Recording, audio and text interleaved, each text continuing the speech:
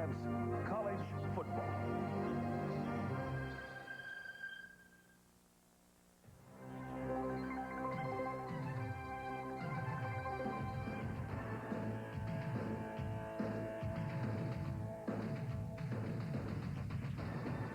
The Auburn Tigers are perched atop the SEC. But Coach Pat Dye has his eagle eye looking toward #1 in the nation. They've gotten there with one of college football's perennially tough defenses. And with an attack led by quarterback Reggie Slack. In their first 2 games, the Tigers have amassed over 1,000 yards in total offense and are standing tall for their first tough test of the season.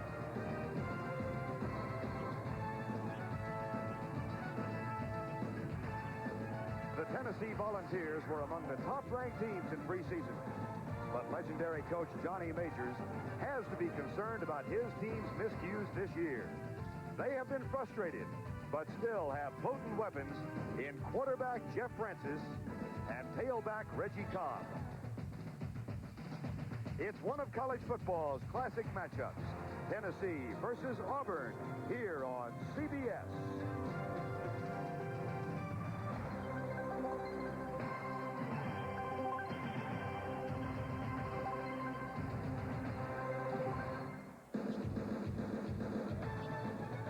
CBS Sports welcomes you to college football 1988.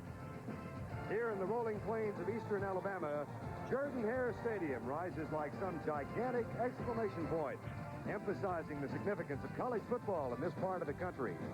On Saturdays in September, when it is filled, and it will be today, it becomes the 5th largest city in the state of Alabama. Today, the site of Tennessee against Auburn. Good afternoon, everybody. I'm Vern Lundquist, and welcome to Auburn, Alabama. We do have 85,000 and change on hand today at Jordan-Hare. That's because the Southeastern Conference schedule is now in full swing. And Auburn has traditionally been an early season litmus test as to how far the SEC is going to go. This year, well, who knows? Tennessee comes in a very disappointing 0-3. They were defeated by Georgia, surprised by Duke, and run over by LSU last week. As for Auburn, they come in 2-0 and ranked 4th in the country, but they really haven't been tested yet in wins over Kentucky and Kansas. I'm working again this afternoon with Pat Hayden. Pat, we had a chance to talk with Pat Dye. There was a little nice look in his eyes. He said he thought that this Auburn team might become something special. Well, if they become special, it's going to be because of their defense and primarily their defensive line. They're down 3 of Tracy Rocker, Ron Stallworth, and Benji Rowland. The guys right down there in the middle of that defense are the best you're going to find in the country. And in this conference, you have to stop the run, and that's what those guys do. Now, on offense, Reggie Slack will start at quarterback. Jeff Berger, graduated a year ago. A very strong arm. Pat Dye thinks he can be the best passer that he has had at Auburn.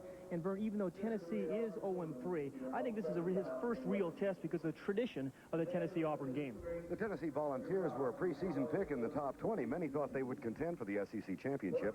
They come in with an 0-3 record for the first time in 26 years. What's happened? Well, it's really been the defense, Vern, and the problem has been really youth on defense. They only have 3 seniors who start on defense. They have not tackled well, and this defense really hasn't rallied around the ball carrier as Tennessee defenses of old. But on offense, there are some good points. Reggie Cobb and their quarterback, Jeff Francis, are game breakers. And you're going to need guys like that in this game. Jeff Francis has the kind of arm where you can go downfield, come up with some big plays. And in a game, even when you're undermatched, if you have a quarterback who can get the ball downfield, come up with some big plays, you have a chance. Pat, in their history, they've only won 1 time here. Can they win today? They can't have any turnovers, and they have to be very physical. We have been joined by Pat O'Brien. He'll be with us shortly, but right now, let's go back to our New York studios and our college football host, Jim Nance.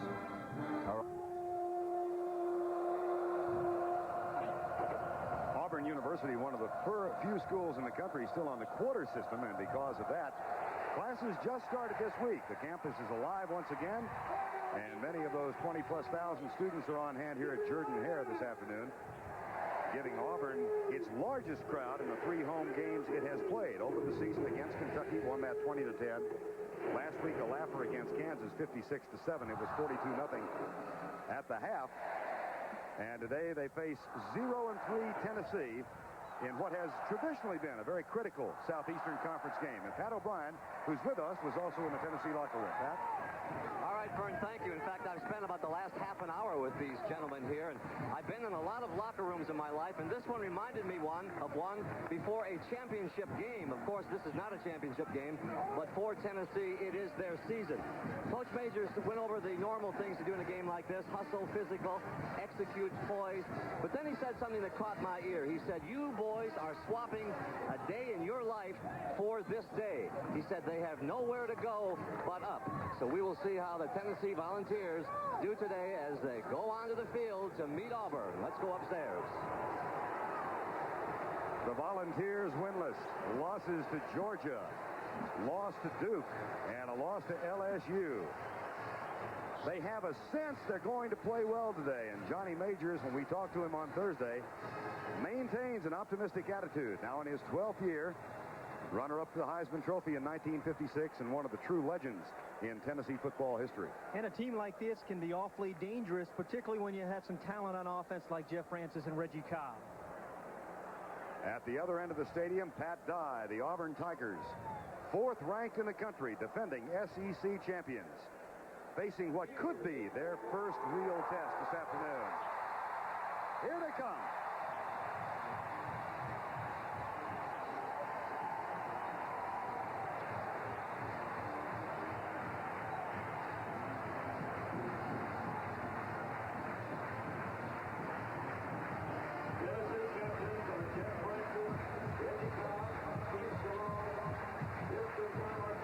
For the 40th time this afternoon, the 9th time under Pat Dye. Auburn against Tennessee. We'll be back with a kick right after these messages. CBS Sports presents college football. Live from Jordan-Hare Stadium in Auburn, Alabama. It's the Tennessee Volunteers versus the Auburn Tigers. Today's CFA game is sponsored by new Extra Gold Draft in bottles and cans. The one with a full tilt taste. Owens Corning, our building products put your house in the pink. And by Toyota, there's quality. 87 degrees this afternoon. It might reach 95. The humidity of 70%, which makes it feel a little bit like a Swedish sauna here in Auburn, Alabama. And the forecast for partly cloudy. Auburn won the toss, so that means Chip McCallum will kick off to Alexander Wright. And Wright has 4.3 speed in the 40. Wright will also open at a wide receiver this afternoon. We're underway. Squib kick. James Joseph chases it out of bounds, and there's the flag.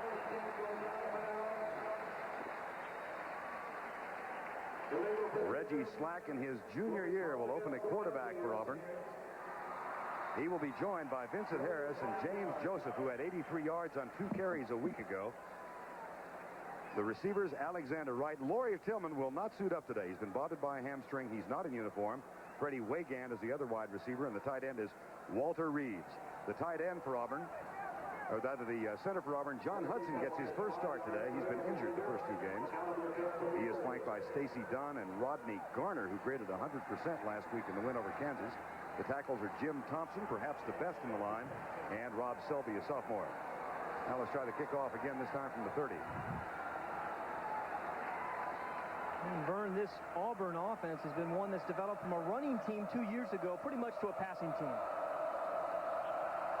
McCallum, this time right down the middle, right at the 4. Wedge in front. Down at the 35-yard line. Tackle made by Sean Walker. A 32-yard return to open the game. Defensively for Tennessee, and they have had problems. Martin Williams at nose tackle. He's flanked by Charles McCray and the best lineman, Marion Hobby.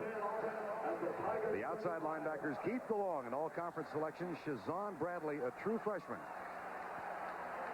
And Brian Kimbrough and Tracy Hayworth on the outside. Secondary in a moment, 1st and 10. This is Joseph in motion. James Joseph, number 10, and Slack will throw on 1st down. Into the flat, one hopper, intended for Freddie Wagand. The secondary for Tennessee, Preston Warner, who has 2 interceptions in the young season. Mark Fletcher starts on the right side. And the safeties are Chris Treese, number 38, and Tony Nelson, a 5th-year senior, who gets his first start today as Johnny Majors tries to find the puzzle. And if this Tennessee defense is going to do the job today, they're just going to have to do a much better job of tackling. The inside linebackers are key. Auburn goes with 3 wide receivers. Wegand in the slot to the left. The backs are in the eye as Slack looks over the Tennessee defense. Toss, right side, James Joseph. Met and driven down at the 36. Tackle made by Keith DeLong, number 33. One of only 3 seniors starting on the team. And this is what we talked about at the top of the show. And when you think of old Tennessee defense, they got a lot of jerseys around the ball. They haven't done that this year. But here in the first series, we see 4 or 5 Tennessee jerseys around the ball. That's what it's going to take to win today. Very young Tennessee defense. As we said, 3 seniors, and the 3rd senior is Tony Nelson, who is getting his first start. They have started only 2 in the first 2 games. A 4 wide receiver set now for Auburn on 3rd and 9. 4-man rush for the Volunteers. Deep pass caught. Wegand first down at the 32. Freddie Wegand, the 5th-year senior with the Sherman. When you put 4 wide receivers in the game and you can give your quarterback protection and time to throw, you really have a chance for a big play. Freddie Wegand, number 14, is going to line up in the slot. But watch the protection here. That's the key to any passing attack. It's a short drop so that you don't have to worry about the slot man. Wegand right here is going to run right down the center of the defense and beat what is really a linebacker. Nice touch by Reggie Slack. That's a 32-yard gain on 3rd and 9. First down, Auburn. Play fake, and Slack looks left. Goes over the middle deep. Incomplete. Intended for Alexander Wright. The junior from Albany, Georgia, and Tony Nelson was defending, number 6. One of the nice things we've seen here by the Auburn passing attack in the first drive, they've thrown 1 pass to the outside, 1 pass over the middle, and that time they try to hit Wright on a little inside cut at about a 20 yards. So they're throwing the ball inside and outside. 2nd down and 10. Auburn, as you look at other scores from around the country on college football on a Saturday in September, 2nd down, 10. No score, opening moments of the ball game. 15:34 to go. Draw play. James Joseph.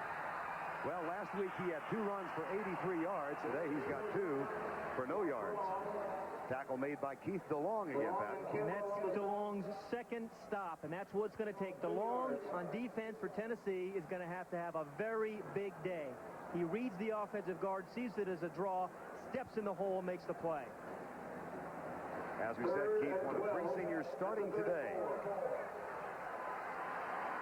Dime defense comes in defensively now on 3rd and 12. 4 wide receiver set again. Wegand in the slot left. Slack with a 5-step drop. Very little pressure, but good defensive coverage allows the sack to be made by Charles McRae.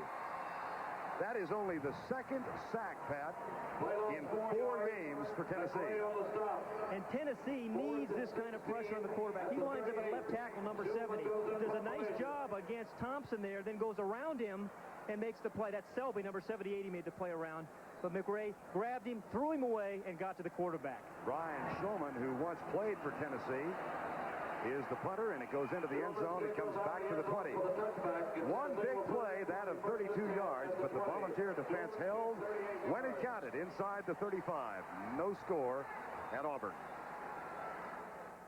Pat O'Brien outside the stadium now, and this is a scene that goes on all across America on football Saturday, the tailgating. But here in the South, they do it a little differently. Silver, look at this layout they have. These are all Auburn fans. Their host, Stuart Johnson's from Tennessee. How come you're so nice to these people? An Auburn-Tennessee game is a Southern tradition. We've been doing this for 25 years. And having a good time at it, too, right? Having a great time. Thank you, Stuart. Go Vols!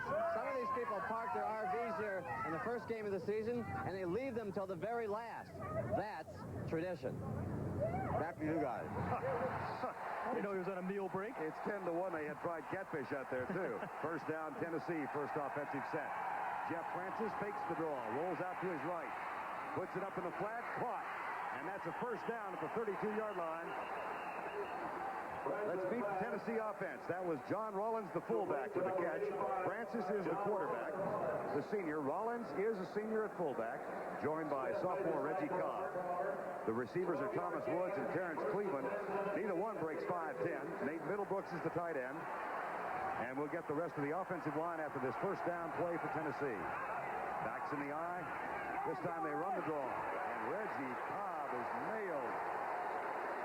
Tackle made by Quentin Riggins, the leading tackler, number 41. Now let's meet the Number 41 right there in the middle of your screen. Again, he reads the job, sifts through the traffic. That's what an inside linebacker has to do. Sift through that the traffic, and then he makes a real nice play. Riggins, the leading tackler with 19 in 2 games. He's only 5'11", 210. Second down and 9. Backs in the eye again. Double tight end set for the Volunteers. That's Cobb in motion wide to the right. Francis looks right. Flag is down at the 39-yard line. If the play stands, it is good for a first down. Reggie Cobb with the catch. And the tackle made by Steve Brown, number 38. Now let's check the infraction. The referee today is Rom Gilbert.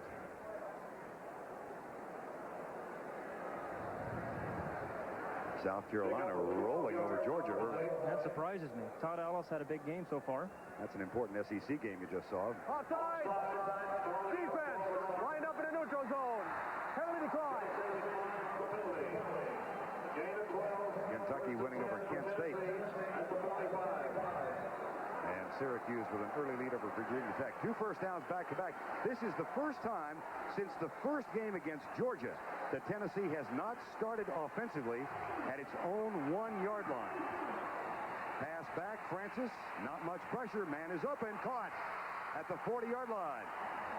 The catch made by Thomas Woods. That's his 15th of the year. And the offensive line is doing a good job early on. Ray Robinson at center. The guards, Patrick Lenore gets his first start 2 weeks ago. He was a defensive lineman. Eric Still at the other guard. The tackles are Kevin Simons and Phil Stewart. And Tennessee is moving 1st and 10 at the Auburn 41. Middlebrooks, the tight end, is tight to the right side. Hand off to John Rollins, the fullback, the senior from Knoxville. And Smokey Hodge makes the tackle. Let's take a look at this Auburn defensive line. It's a good one. Benji Rowland at nose tackle. Tracy Rocker, the All-American, and Ron Stallworth, the other tackle. The inside backers, Quentin Riggins and Steve Brown. On the outside, Alvin Mitchell and Brian Smith. And the defensive secondary for Auburn we'll get to in just a moment. Second down and 7.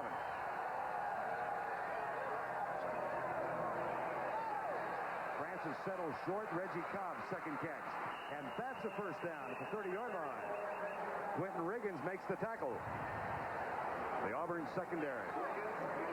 And they've got a man back today who's been out most of the year. Carlo Cheatham gets his first start. He is a dandy. John Wiley at right corner. And the safeties are Greg Staples and Shan Morris. When I talked to Jeff Francis, he said he has to be physical. The whole team does, but even the quarterback. That means the way he carries himself, scrambling for a first down, dumping the ball off when he has to. And Jeff Francis didn't like the alignment, either defensively or offensively, so he calls timeout. Auburn has not been scored upon in the first half so far this year. We'll see what happens in a moment. With 10:25 to go first quarter, but Tennessee's Jeff Francis has hit 4 of 4 to open the ball game. And the Volunteers have a 1st and 10 just inside the Auburn 30. And the Tigers have not been scored upon in the first half this season. They've given up only a total of 17 points. High formation. And the draw play. Reggie Cobb. Big hole and another huge gain. Down to the 19. That's another Tennessee first down with Shan Morris making the tackle. What happens here, the Tennessee front really controls the nose man, and that gives the tailback a lot of different options to run the ball when he's in the I formation. If you can control the nose, and that time Benji Rowland really ran around the play, that opens up a huge hole for Reggie Cobb. Cobb, of course, with a huge year a year ago as a freshman when he erupted in the kickoff classic for more than 100 yards. There's the measurement and another Tennessee first down. Reggie Cobb had 182 yards in the second game against Duke, but was held to 52 last week. They look impressive. Very impressive. And they're mixing it up. They're spreading the defense. They're dumping the ball to the back line in motion. They're throwing the ball downfield, and then they pitch it to Reggie Cobb. 5th first down in the drive that began at the 20. Draw play again. This time they stop it, but a flag is down on the far side of the field. That was Cobb. And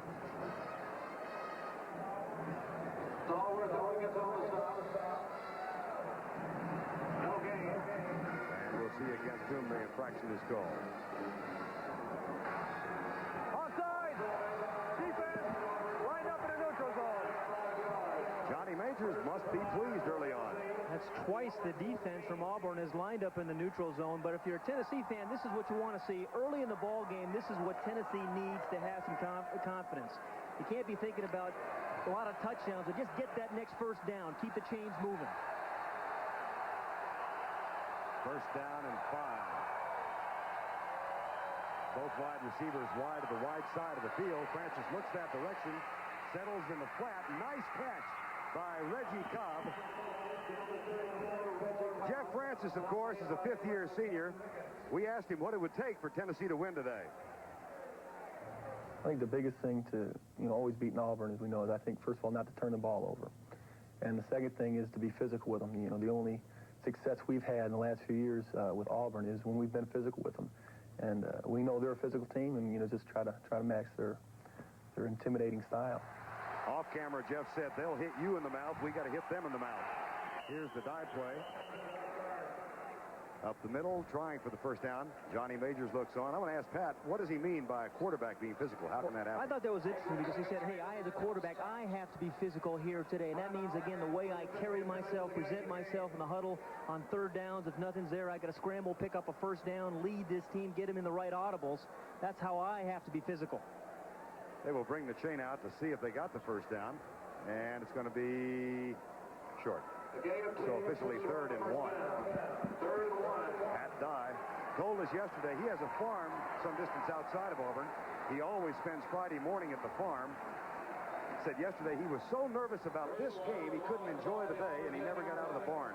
Well, he was concerned about the history of this game. Even though Auburn's been favored over the years, Tennessee seems to have their number. And an 0-3 team he thought is a very dangerous team to play. 3rd and 1. No score. 8:35 to go, first quarter in Auburn, Alabama. That's close. John Rollins, the senior fullback, who doesn't get that many carries, the converted tight end. They like to give the ball to fullback once every lunar eclipse. But Rollins got enough. There's an injured player for Tennessee down at the 10-yard line.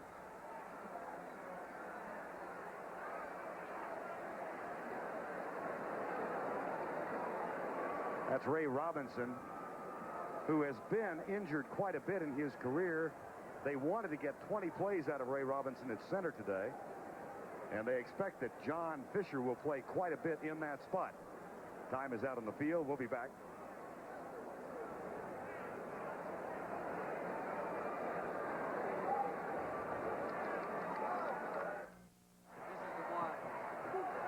Ray Robinson, the senior Tennessee center, already the victim of 2 knee surgeries, major knee surgeries, and that is an apparent knee surgery to his right knee. He was assisted from the field. We'll get an update from Pat O'Brien shortly. Pat, they wanted him only for 20 plays, and that has relevance to the knee injuries. Well, because of those 2 major knee surgeries, that's all they want, because he's going to come out and play his heart out for those 20 plays. Freshman redshirt John Fisher, number 51, takes his spot. First and goal, Tennessee. Toss left, Reggie Cobb has to cut back inside because the pursuit was terrific. And Ron Stallworth made the tackle. Here's where it gets tough for an offensive team that likes to throw the football. When you have to mash the ball down inside the 15-yard line to score. If your offensive linemen are used to pass blocking, it's tough to get off the line of scrimmage to make the play to match the ball into the end zone. Second down and goal. Middlebrooks, the tight end, lines up tight to the right. Francis draw play. Reggie Cobb, no. Riggins on top, but down low, Tracy Rocker, who played only 7 defensive plays against Kansas last week, the All-American. Tracy Rocker plays his position of defensive tackle, as well as Tommy Hodson plays his position of quarterback at LSU, or Bobby Humphrey plays his position of running back at Alabama. He is one of the best in college football. Tremendous strength and gets off the ball very quickly. 3 wide receiver set now. Riggs and Cleveland go to the right. Anthony Harper comes into the left side. And Francis might be changing the play. Quarterback draw. Didn't work. Ron Stallworth and Benji Rowland read it. It'll be 4th down. Here's where the front three from Auburn really give you some problems. Number 96, Benji Rowland, right in the middle of your screen. Watch how quick he gets off the ball. Just does the little swim technique. The center has no chance, and he's quick enough, even at 270 pounds, to jump around and tackle the quarterback on the draw. There is also another player down. Phil Stewart for Tennessee, and this is Steve Brown, who had a serious thigh bruise last week. That's Phil Stewart, the offensive tackle for Tennessee. Well, and that's something that the coaches hate to see, certainly, of course, for Stewart, but in the offensive line, they are so thin. We're going to get a look at the top left of your screen. Number 63 is Phil Stewart. He's on rocker number 74, plants the leg, and then the body falls in. That's how most injuries, I think, occur right there. One of his own, it's Francis who actually fell into him, the quarterback. Stewart still down at the 8. Steve Brown, in the meantime, has gotten up. Phil Stewart, senior tackle from Johnson City, Tennessee. And if he's unable to continue, he would be the second offensive lineman lost to the Volunteers in this drive. He's not one of those guys that's terribly gifted, but plays hard every down.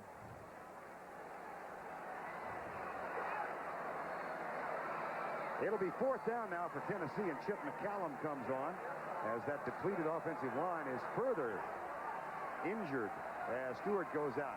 McCallum for the season is 2 of 6. He missed 3 in one game, that against Duke. This will be 24 yards. It's good.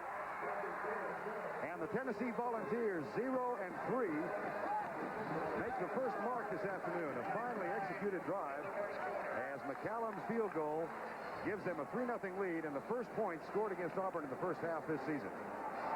It was a nice drive, well sequenced of plays. They threw the ball outside, inside, and they had a little power football. College football for you today, and a big, big day of NFL football coming up tomorrow. It's a doubleheader on CBS, and in the first game, after we begin with the NFL today, most of you will see Green Bay against Chicago.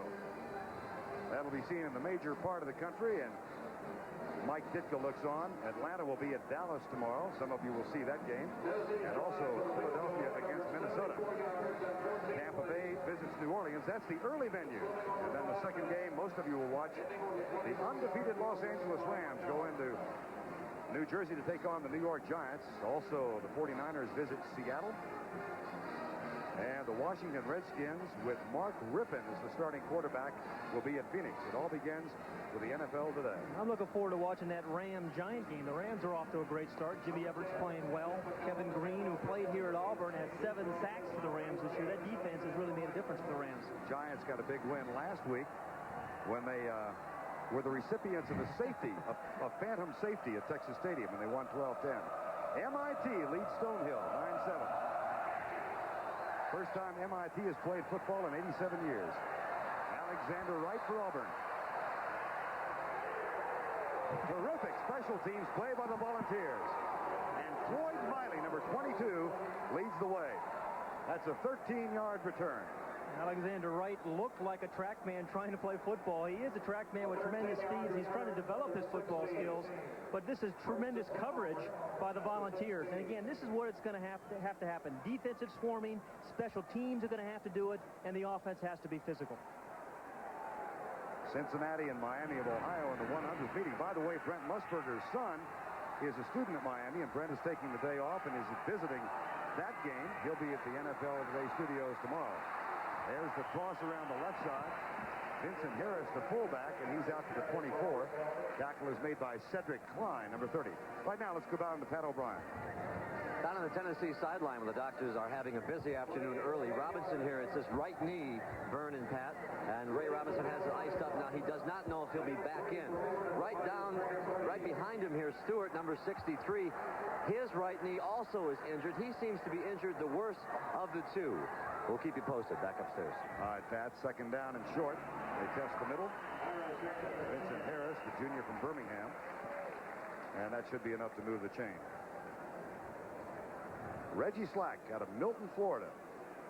High school team didn't pass much. He told Pat and me he averaged about 6 passes a game, so he was not recruited as a thrower. He was recruited basically as an athlete. Wasn't sure whether he was going to play defensive back, wide receiver, or quarterback. But Pat Sullivan, the quarterback coach, when he saw him throw his first pass when he got here on campus, he knew he had a diamond in the rough. He just had to develop his fundamentals, and now I think he is very fundamentally sound.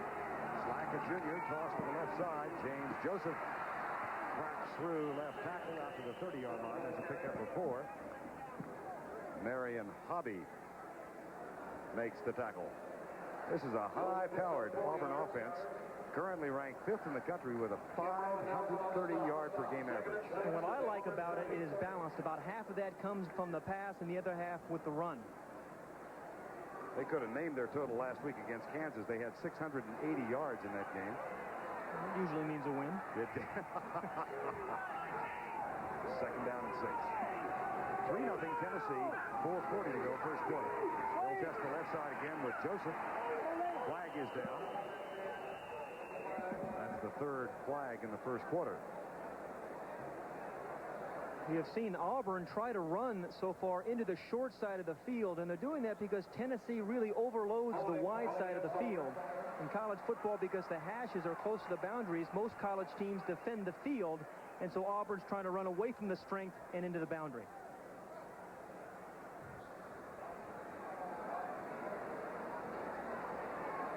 Here's the call from Ron Gilbert. Holding! Offense! Look at the Auburn linemen. They're all in the up stance on this running play. Ordinarily, that's a passing stance, but this time they ran out of that formation, which is a little unusual. Second down and 16. The Tigers go with 3 wide receivers. Slack, play fake. A modest one. Across the middle, caught. That's Walter Reeves, the tight end, and the tackle from Keith DeLong, who's been active on defense. Right now, let's go back to our New York studio. Here's Jim Nance. Well, Vern, there's somebody special playing for Rutgers today. It's Mike Body. His second touchdown of the third quarter, this time galloping 57 yards, putting Rutgers up 11 late in the third over Penn State. And Emmitt Smith has returned to the Florida lineup to start the second half. Back to Vernon Pat. All right, Jimmy, we've got a 4 wide receiver offense in on 3rd and 11. Slack back, 4-man rush. 3-man rush, really. Deep pass caught. Alexander Wright. He's got 4-2 speed. They'll never catch it.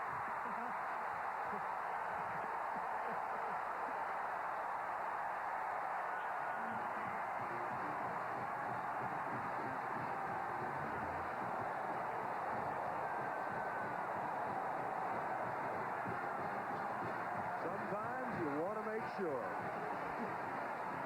75 yards on 3rd and 11. Alexander Wright with 4-3 speed. But he was chased and had to put it into second when he got down near the 10. Win Lyle with the extra point. It's up. It's good. And just like that, take a look at a 75-yard toss. Alexander Wright is really not a natural receiver. He is a track man, but he's getting more and more comfortable.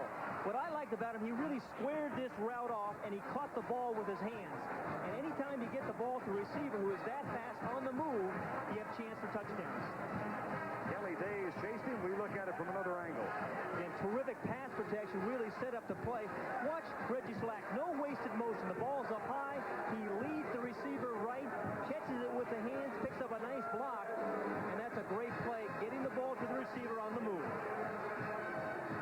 Alexander Wright is the young man who is playing in place of Lawyer Tillman today. Tillman out with a hamstring. Top of the screen, you're going to see Wright come down, and watch how square he is coming across the middle of the field, and he is beautifully led by Slack. A lot of receivers, when they run this route, drift off into center field and get the ball intercepted, but he comes right down the line and does a great job with his hands catching the ball. That's 75 yards on the pass and run, and Auburn is back on top 7-3 with 3:34 to go. First quarter. That awakened this crowd. Alexander Wright from Albany, Georgia. 6 foot, 185 pounds. And that is his second touchdown of the season. Anthony Morgan is the deep man for Tennessee. He can run. To the 41-yard line after the short kickoff. A 28-yard return for Morgan.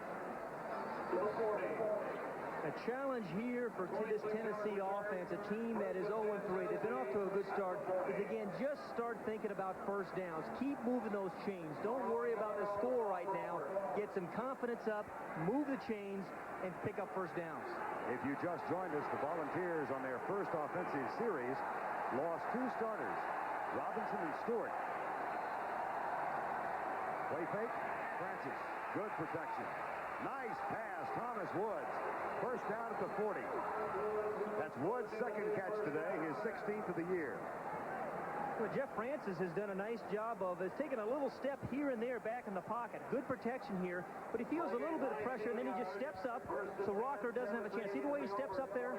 He gets away from the rush, away from Tracy Rocker, and that's one of those subtle things a quarterback can do to help his football team and help his offensive line. Thomas Woods with a catch, a gain of 19, first down at the 41. Francis 6 of 6. Fumble. Got it back, no gain. No gain on the play. Tennessee has lost only 3 fumbles in the 3 games in 1 quarter they played. But they've made critical fumble mistakes. Just lost the handle here on the snap from center. It looked like it was going to be a play-action fake, and sometimes you're so concerned about the play-action fake, you don't stay underneath the center long enough to get the ball. Woods and Cleveland both come to the near side. The tiny wide receivers, 5'8" and 5'9" respectively. Francis back, looks across the middle, man wide open. Terrence Cleveland with a catch. First down at the 35. The tackle by Alvin Mitchell, number 48. A gain of 15. Pat, they use a lot of the 3 wide receiver offense. And they use the 3 wide receiver set for a couple of reasons. As you can see, the 3 guys right here, they're all wide receivers, 1, 2, and 3. First of all, they spread the defense, and see how many defenders it takes to defend them. 1, 2, 3, 4, and 5. And that makes for a soft front. They can run the ball inside or throw the ball outside. The toss, right side. This is Keith Davis, the senior, number 28. And he's down to the 20-yard line. The tackle made by Carlo Cheatham, number 35. Davis on in place of Reggie Cobb. Keith Davis is a freshman, rushed for in excess of 600 yards and thought he had a potential All-American career at Tennessee. But the first play of his sophomore season, serious knee injury. And then when he came back, this kid Cobb took his place, and he's been a backup since. But a good one. Jeff Francis now 7 of 7 for 83 yards. 2nd and 3. They try the fullback. No. Francis on the keeper. What a great fake. And that's being physical. That's what Jeff Francis was talking about, as he has to scramble every now and then to pick up 3 or 4 yards. He doesn't need a long touchdown run. He needs to be physical on these kind of runs. Now, Auburn wants him to catch the ball, or run the ball. He fakes the pitch and does a nice job of cutting it up in there. Doesn't look quite confident running that ball up in the middle of that defense, though, does he? Wonderful job by John Rollins carrying out the Francis fake. And it's 1st and 10 just outside the 10. See the perfect day Francis has had throwing the ball so far. Davis in motion out of the backfield. 4-man rush by Auburn. Francis caught and rocked.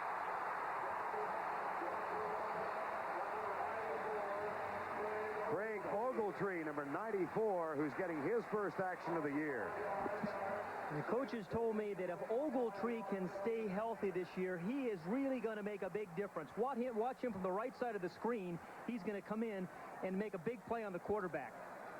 The outside linebacker who's uncovered runs right over Rollins. It's kind of a mismatch in size, and when you have a quarterback taking a short drop, that can happen.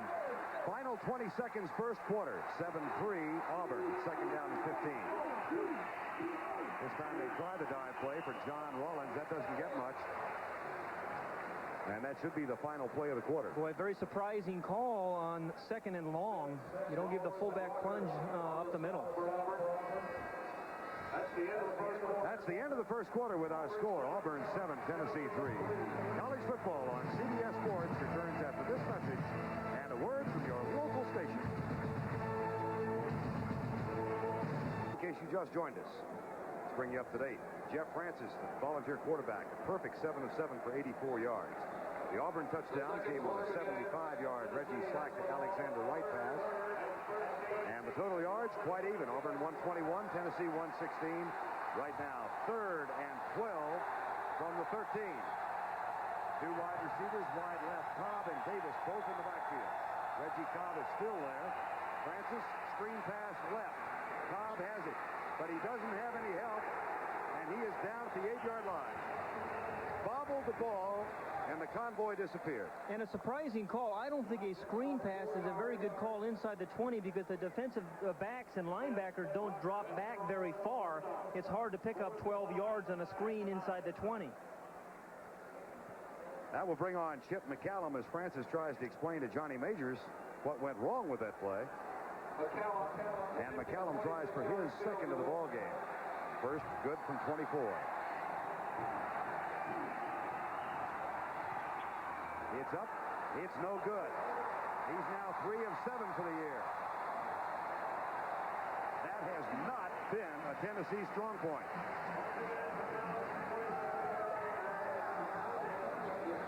That'll puncture the euphoria on the volunteer bench for a while. Just when they needed a lift, that happens. The snap from Nick Zucchino was good. The hold from Lee England was good. The kick wasn't. So much of kicking, it's like quarterbacking. So much of it, I think, is just confidence. And when you've missed a couple like McCallum has, I think you need to hit a few in a row before you really feel that confidence. After the unsuccessful kick, Auburn gets it back for the 3rd time in the ballgame.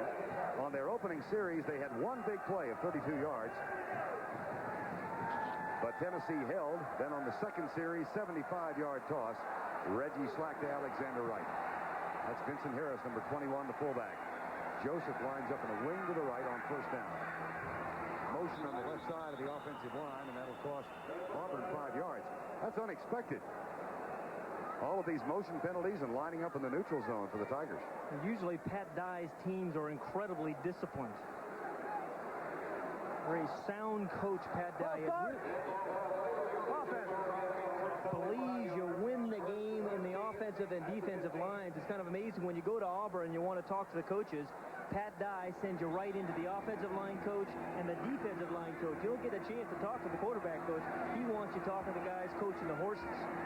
The quarterback coach at Auburn, the Heisman Trophy winner, Pat Sullivan. 3 wide receiver set, and they did it again. This is Ed King, who is a true freshman and quite a prospect from Phoenix City, Alabama, one of the most highly recruited linemen in the country last year. That'll cost him 5 right now. Let's get a check on Emmitt Smith. Here's Jim Nance. Well, Vern, is Emmitt Smith healthy? He has just answered that question. Look at him break the tackle. An electrifying 96-yard touchdown run for Emmitt Smith. Remember, he pulled a muscle in the second quarter, making up for lost time here. He's over the 100-yard mark for the 7th straight game. Back to Vernon Pep. All right, Jim, that's good news for all college football fans to see him back in. In the meantime, Auburn, Vincent Harris up the middle for just a smidgen. It looks like thus far in the game, this Auburn team, but particularly his offense, really doesn't seem to be into the ball game. They don't seem to be sharp. They don't seem to be mentally in the ball game. We've seen 3 or 4 errors by the offense, and they find themselves in a 2nd and long because of that. You look from behind James Joseph, 2nd and 17. Slack back. Settles short. Nice catch, but good coverage defensively. Greg Taylor, the sophomore from Opelika, Alabama, makes the pass catch. Keith DeLong with the tackle. Another one. There's a reasonably good chance, Vern, with this kind of pass protection, I might have a chance to still play. Watch the protection that Slack gets. You get all day, again, the crossing route to Taylor. He had lined up on the right, went in motion, and caught the ball on the move. That's a nice throw and a nice idea when you have 2nd and long. 2 plays to get the first down. It still, however, leads Auburn with 3rd and 12, and they go with 4 wide receivers. Now Shane Wasden is the 4th. Slack, quarterback draw. Nice run, but he couldn't get by the secondary. Keith DeLong again. And DeLong with a ton of tackles already here in the first half. You know, this game of football is so important to Keith DeLong. He's a senior. The last time he's going to get a chance to play Auburn, this game means a lot to him. Brent Shulman, Brian Shulman from Brentwood, Tennessee, is on the punt. Gets it away. Thomas Woods to return. At the 32. And a modest 4-yard counterpunch. The tackle is made by Wayne Bleisman. 33-yard punt, 3 on the return.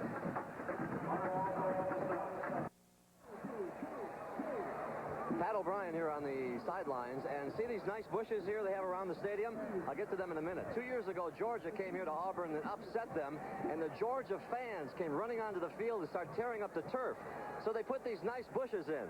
They have needles on them. They're about 1.5 inches long to prevent fans from running out on the field. And I think it will work. Let's go back to you guys. Oh, boy. Well, I've seen something a little less subtle in soccer stadiums in Europe, but whatever. That'll get your attention, won't it? Won't it, though? I think Georgia wishes it was back between the hedges today. They were, to use a Southern term, getting whomped on by South Carolina in Columbia. First down and 10. Tennessee hanging in there, 7-3. Auburn leads. They fake the draw. Francis, a great block. Now he lobs it out. He was behind the line. That's a legal catch to Nate Middlebrooks, the tight end. Nate Middlebrooks. That's only his 3rd catch of the year. They don't throw it to the tight end a lot. And you know who threw the great block that you were talking about was Reggie Cobb. But watch the center, number 51, Fisher, block the nose tackle. Roland, as he gets through very quickly. And that was Cobb who blocked the nose tackle. Reggie Cobb is an unselfish player, a complete player. He'll block for you, catch the ball, and certainly run the ball. Second down, 3. Tennessee has moved it. Reggie Cobb bounces, tries to bounce. Oh, he was a fraction away from a big gain. Let's watch Benji Rowland in action. Benji Rowland's one of the few guys I know who likes playing nose tackle, believe it or not. Number 96, he's getting hit by all sorts of people going in different directions. He just gets his back right up in there and gets the back and stuffs everything, and Reggie Cobb tries to bounce it outside. 3rd and 3. 7-3. Auburn leads it. 11:40 to go in the half. Reggie Cobb now 5 carries for 12 yards. He's caught a couple. 3rd and 3. Option play. Nice play to the fullback. That's Vando Davis, the 3rd fullback utilized by Johnny Majors. He is a junior, number 29, out of Wilmington, Delaware. And that's a surprise to me on a 3rd and 3 with the strength of this Auburn defense. They're down 3, that they can pick up those 3 yards using the fullback. They will bring the chain out. Florida rolling over Mississippi State, having previously squeaked by Montana State and Indiana State. There's Johnny Majors. Spoke about the indomitability of college players and how they always are able to refresh themselves from week to week and thus revive the attitude of the coaches to get them back. It'll be 4th down. And the Vols will not go for it, apparently. They will punt. Kent Elmore on the punt for the first time. 43.6-yard average for the year. Freddie Wagand waits for it at the 15. The Auburn senior. That is returnable.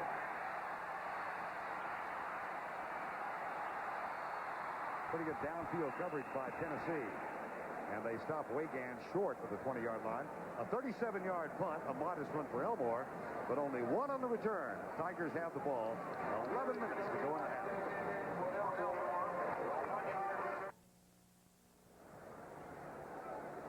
Senior Keith DeLong has led this Tennessee defense with 5 tackles already today. We asked him what Tennessee had to do to win. Well, our defense was very suspect going into the season, so I think it's time right now. We need to pull together as a team. Inexperiences can no longer be used. We just need to play. We need to start playing football and have some team unity. I would think a 7-3 score midway to early in the second quarter might help. 33, Keith DeLong, whose father Steve was the Outland Trophy winner in 1964 at Tennessee and is in attendance today. Back to play, 11:01 to go first half. Reggie Slack backs in the eye toss.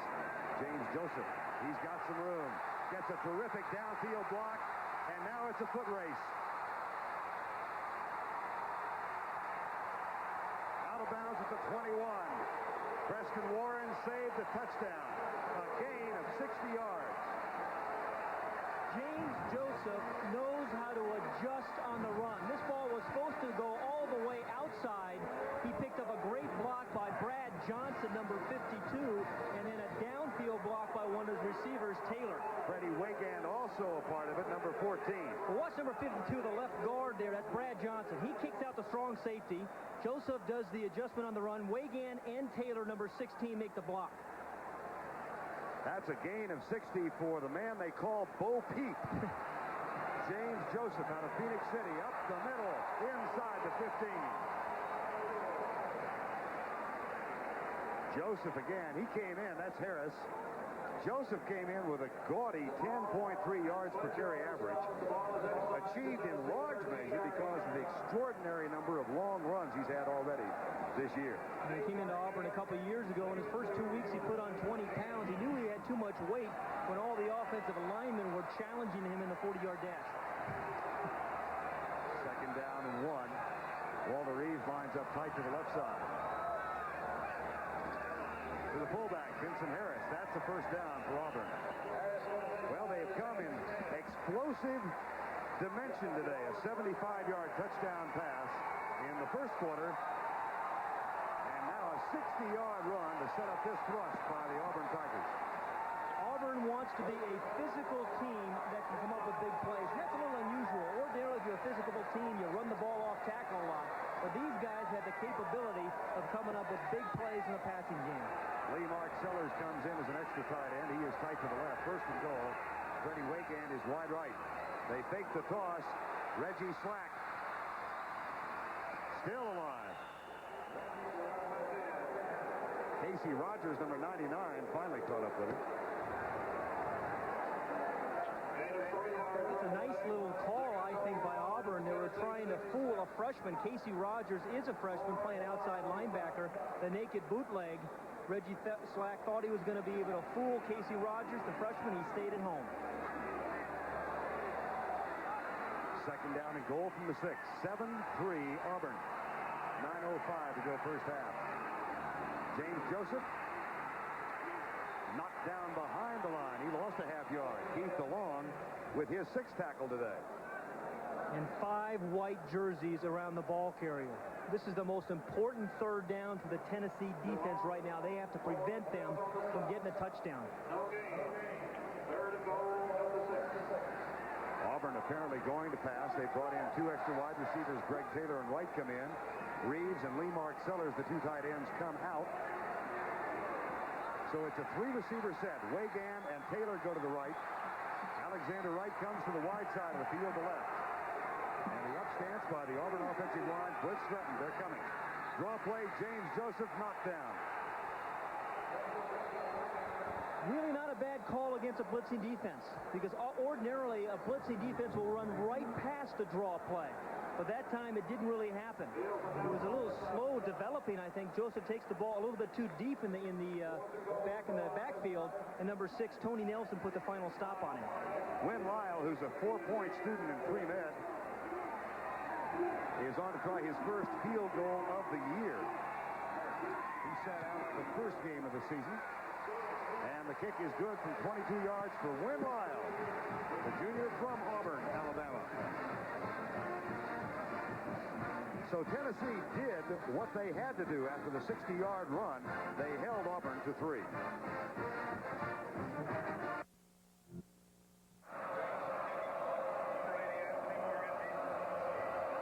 Back to play, 7:45 to go in the half. Chris Johnson kicks it off. Anthony Morgan near the goal line for Tennessee.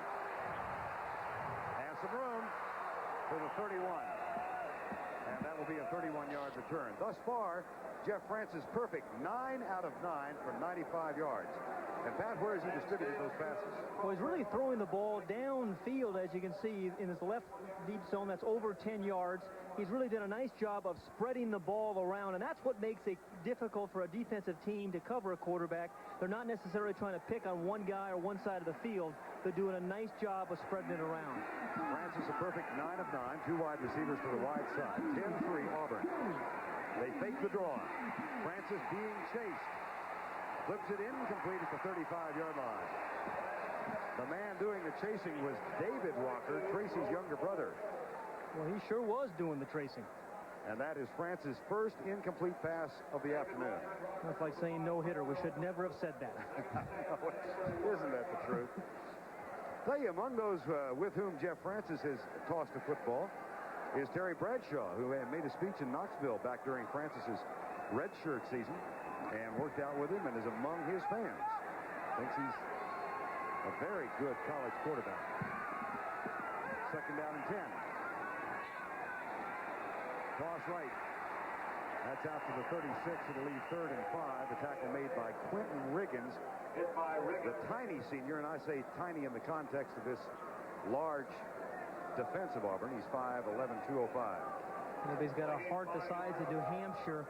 I mean, he really is kind of a dodger. I mean, he gets back there. He's only 5'11", 210 pounds, but he just sifts through all that traffic and finds the ball carrier. One thing Tennessee has not accomplished with ease today, 3rd down conversions. They are 1 of 5, and they have a 3rd and 5 right now. They trail by 7, under 7 minutes to go in the half.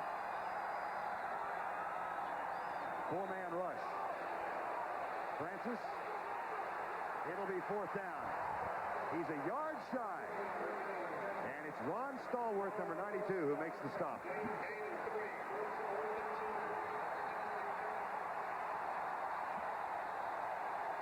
That was a very big series for the Auburn defense. 3 plays and punt.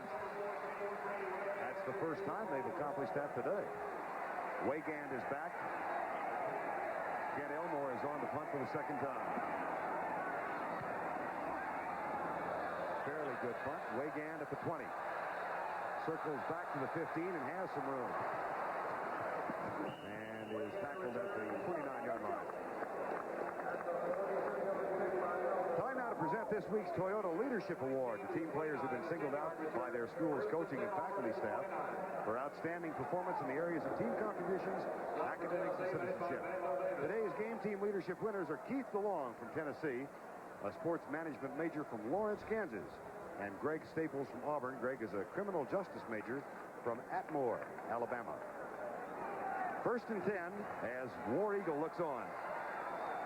Alex Strong and Stacy Danley in the backfield now for the Auburn Tigers.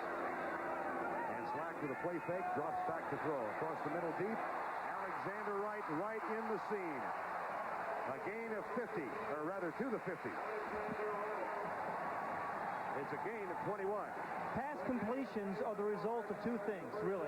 Good pass protection, which Slack has received all afternoon, and the offensive receiver beating the defense. Wright ran a little inside route again against zone defense. He was wide open. Beautifully executed play. 5:45 to go first half. First down 10 at midfield. Lee Mark Sellers, the tight end, in motion. And the handoff. Stacy Danley up the middle to the 44. Right now, let's go back and check in with Jim Nance. Laverne, quarterback Tom Bill of Penn State with a knee injury in the 4th quarter. Freshman Tony Saka takes over, drives the Nittany Lions to a score. Gary Brown takes it across. Nittany Lions missed a 2-point conversion, down 5 with 9 minutes to go. Back to Vernon Peck.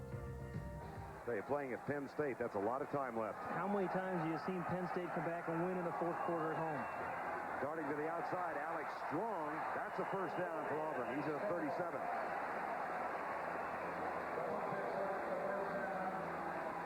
Shazan Bradley is a true freshman, and the only true freshman starting defensively for Tennessee. Really a remarkable story. A young man who was thought to be mentally retarded, didn't learn to read until he was in the 5th grade, but has made wonderful strides and qualified to play at Tennessee. I really admire guys who've overcome a lot of adversity. He got up at 6 o'clock in the morning for months to study to pass the exam to enter Tennessee. Down to the 45. You know, guys like Bradley fight incredible odds. He was shuffled around different school districts, and as you said, didn't learn how to read till he was in the 5th grade. But what I admire, he didn't let anybody say no to him. He was going to be committed. He wanted to go to the University of Tennessee.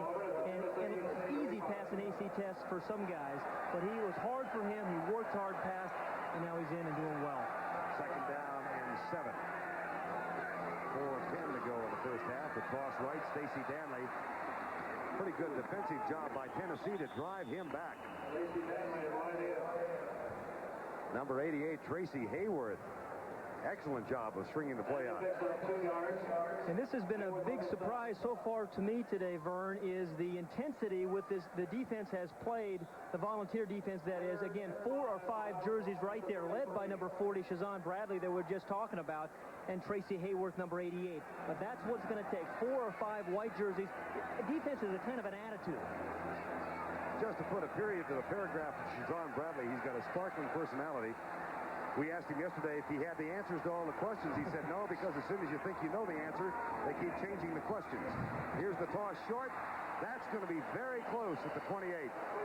Brian Kimbrough, number 55, makes the tackle. Very close for the first down at the 28.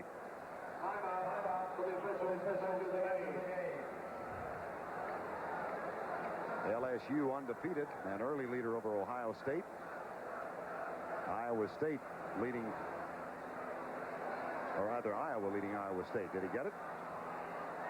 Yes, he did. You always get him at home.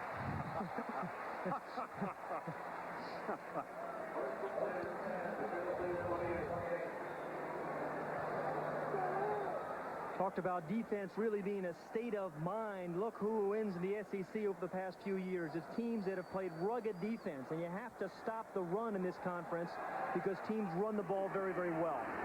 First and 10 Auburn. They lead by 7. Under 3 minutes to go first half. Wigand in motion. The toss, left side, Stacey Danley cuts it upfield. Inside the 25. Fumble. Tennessee ball. First turnover of the game.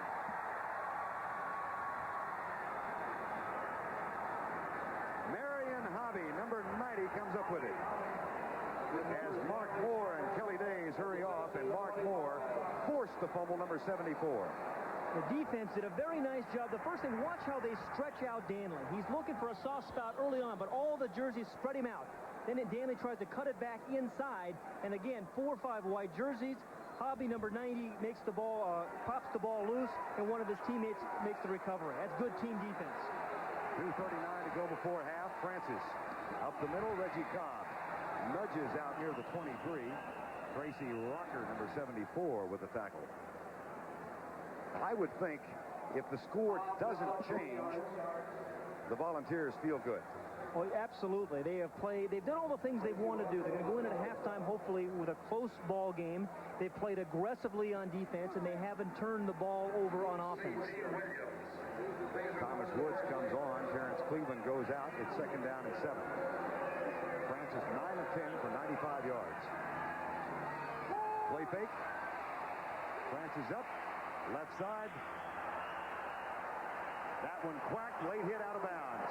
They're going to get John Wiley, number 9, as Thomas Woods made the catch.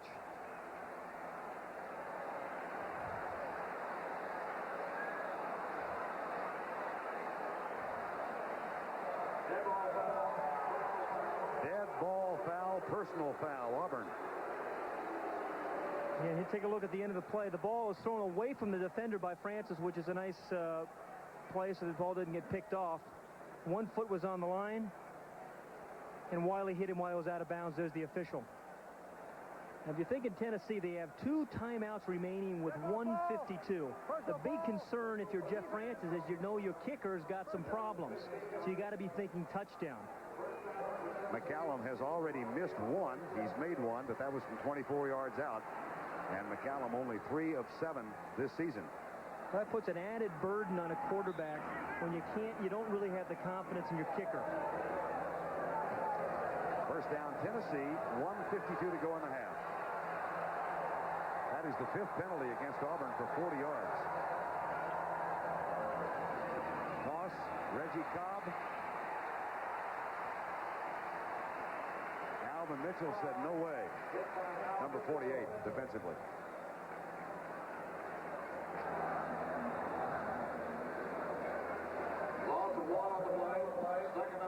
We mentioned that MIT was playing its first season of football in 87 years. George Carlin is on with Jim Nance at halftime to talk about that. I'm sure, seriously. What a combination. Troy Aikman and George Carlin. Second down, 11. Francis runs right, has a man wide open. Caught. First down at the 36-yard line of Auburn. Terrence Cleveland at 5'8", 151 pounds. And believe it or not, the coaching staff says he is the toughest man on the squad. In the out route, which he runs from the slot formation, he is in the slot right here in the middle of the screen. Watch him, that he's going to come down, run the out route, which is a good call when you're trying to stop the clock. And it's a deep out, and it takes a strong arm to be able to do that. He was guarded by the linebacker, Riggins, number 41. That's Cleveland's second catch, first and 10, 58 seconds to go. Francis had to hurry. And he's dumped after he lets it go, and the crowd wants an intentional grounding penalty. You know what I like about Jeff Francis is that when he feels the rush, he is still looking downfield. A lot of quarterbacks, when they see the rush, they're looking at the defensive lineman, and they never see when a receiver breaks open. But Francis is always looking downfield, even when he's scrambling. No flag, though Pat Dye obviously wanted one. What do you think? Well, I think he gave it a little Laurence Olivier. That wasn't a roughing the passer at all. Good call. How about an intentional grounding? No? That could well have been an intentional grounding. Keith Davis and Roland Poles join the backfield for Tennessee. 40 seconds to go in the half, second and 10. 10-3, Auburn leads it. Blitz coming, Quentin Riggins. Perfect call. And a terrific block downfield inside the 25. Riggins coming on the blitz, and Tennessee was ready for it. It is the perfect call against the blitz, particularly when you get a couple of guys out in front of the running back. Time has been called with 29 seconds to go in the first half. Auburn leads 10-3. Johnny Major's Tennessee team has played well. They're in the ball game at 10-3. How important is a score of any kind here? Well, thus far this year, they have not really been too close at halftime. This is a very important series for them. They have one timeout with 30 seconds left. Now, they got to be thinking touchdown because of the concern about the kicker. But even if you can't get the ball in the end zone, you need to get 3 points to have that emotional lift to accomplish all your first half goals.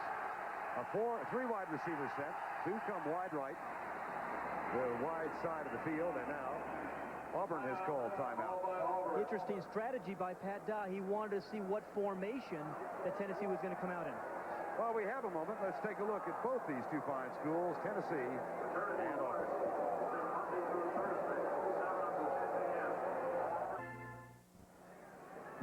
Coming up, the college football report, the Prudential College report at halftime. Troy Aikman live with Jim Nance and George Carlin's report on football at MIT. Now, 3 wide receiver set again on first and 10. 10-3 Auburn leads at 27 seconds to go before the half. A blitz coming by Auburn, and Francis has to hurry to get rid of the ball. It's incomplete.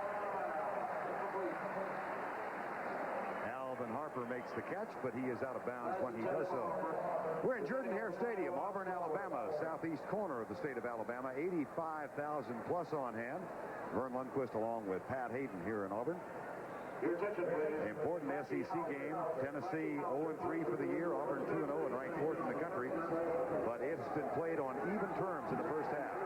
Second and 10. And again, the 2 tiny mites come wide right. Woods and Cleveland. Harper's at the top of your screen. Francis. Safety valve. And he gets out of bounds at the 21-yard line, stopping the clock with 18 seconds to go. That's the tight end, Nate Middlebrooks, as Quentin Riggins made the tackle. And Jeff Francis did a terrific thing there in not forcing the ball, was trying to get the ball downfield. The guy wasn't open. He didn't take the sack, dumped the ball off to his tight end, and now gives it perhaps his field goal kicker a little more room to kick the field goal if they have to do that. 18 seconds to go. It'll be 3rd and 5 from the 20.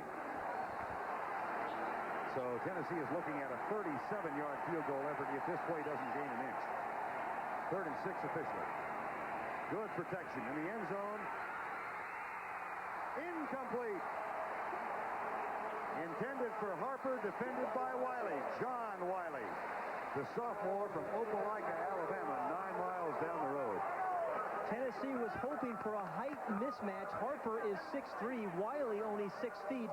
And what they tried to do was get the ball high. This ball was a little bit underthrown. Had he thrown the ball a little bit farther, Harper had a chance to go up and get it. But it was underthrown. It was well played by Wiley. Chip McCallum is 0 for the season outside of 40 yards or 30 yards. This will be officially a 38-yard kick. That might be there. He got it. And that is a tremendous emotional lift for the Volunteers before they go into halftime.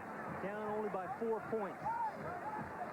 38-yard field goal for Chip McCallum, the freshman from Marietta, Georgia, and the lead is shaved to 4 with 7 seconds to go. Don't know that Tracy Rucker thought he was going to get involved in this kind of a tussle this afternoon. So remember, we talked to Pat Dye, and he was just so concerned about this Tennessee team in these kind of circumstances.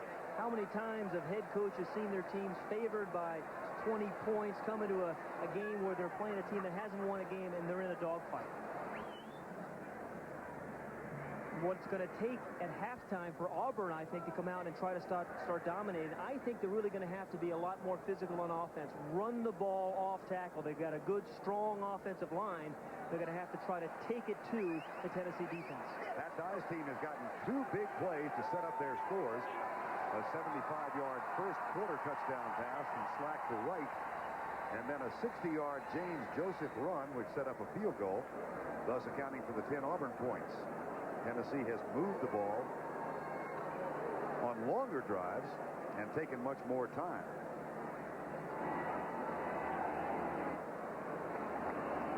College football continues a week from today. Another SEC battle, an important one, as the Florida Gators are at home in Gainesville against LSU. That's live at 2:30, and Brent Musburger back with Pat Hayden a week from today. Brent, as we said, is taking the day off to be with his son at the Cincinnati Miami of Ohio. Well, I'm looking forward to seeing Tommy Hodson, the quarterback at LSU, and of course Emmitt Smith. Hodson's off to a terrific start for LSU. This one goes deep, bounces at the 17. Picked up by James Joseph. And he's knocked down at the 28-yard line. Tackle made by Shazon Bradley, number 40. And that'll do it for halftime. That's the end of the first half with the score. Auburn 10 and Tennessee 6. The big play of the first half. Reggie Slack to Alexander Wright, 75 yards. Well thrown right out in front of the receiver. Used his hands, and he was off to the races. Jim Nance back with College Football Report after this message and word from your local station. For a very feisty Tennessee Volunteer team. 2 field goals by Tennessee, and Auburn with 2 big plays, 1 a touchdown and the other to set up a field goal. Volunteers off to an 0-3 start. If they lose today, it will tie their worst start ever. But they have played quite well in the first half, trailing as they do now by only a count of 10-6. In case you're wondering, the chill is not in the air, and autumn has not come to the Southland.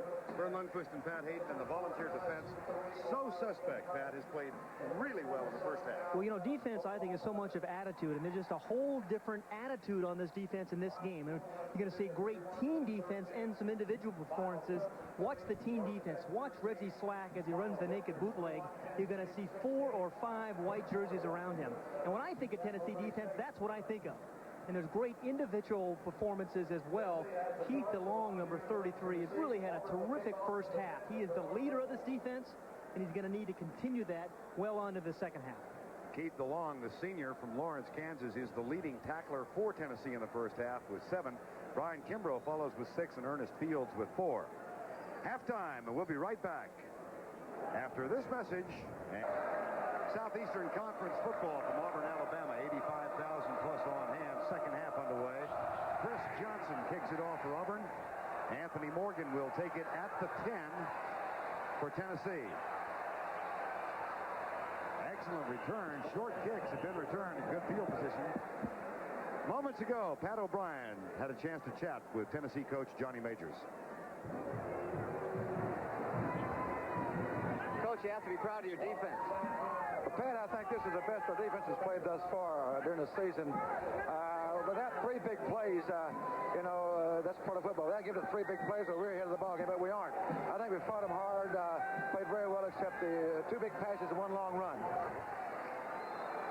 If you take away those 2 passes and a run, here's the toss. Reggie Cobb, fumble, Auburn ball. Tracy Rucker caused it. Alvin Mitchell gets it. The Auburn defense has always come up with big plays since Pat Dye has been here. Watch 74, that's Tracy Rocker. He's the one who's going to penetrate here and cause the fumble. And then number 48, Alvin Mitchell, to his left, is going to make the recovery. He fights through the man, really just strips the ball, and then there's 48, Alvin Mitchell making up the heads-up play. Good team defense. Turnovers even at 1-1. Alvin Mitchell, the senior from Venice, Florida, with the fumble recovery. Toss to Joseph, goes left. Inside the 25 to the 22. Martin Williams, the nose tackle, makes the grab. And another test today for this Tennessee defense. They're feeling good going into halftime. Their offense comes out and turns the ball over. It's right back on the defense. They have to stop the Auburn offense now. From the 22, 2nd and 4.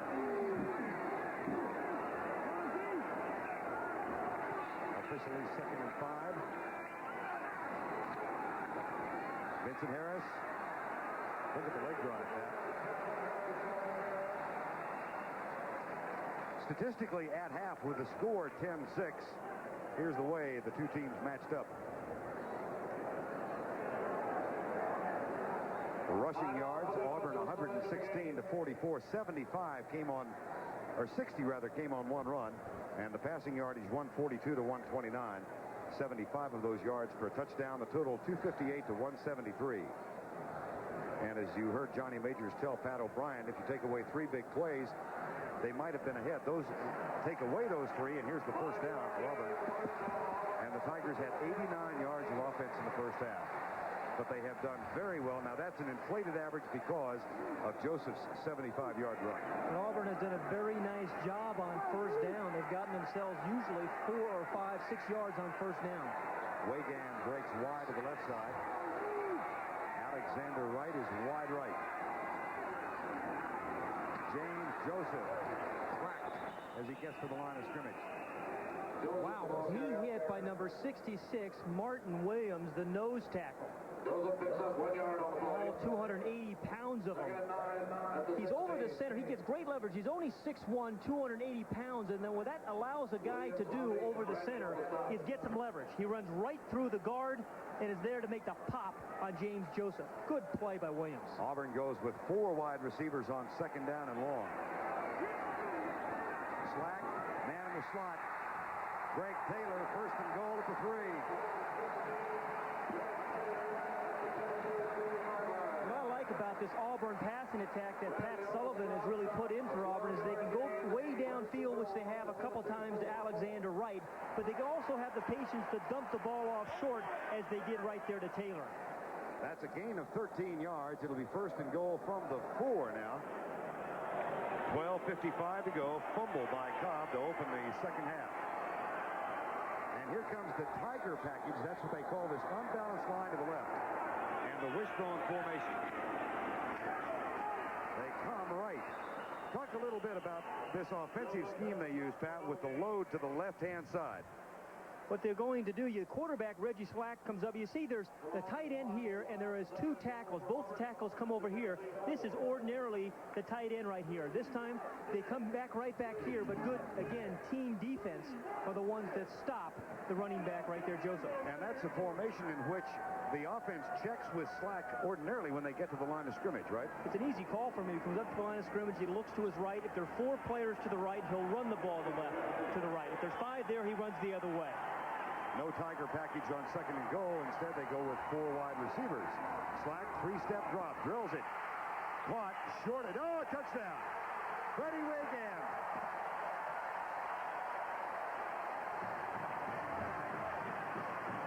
Although he came back out to the 1-yard line, as long as the ball crosses the plane of the end zone, it's a touchdown.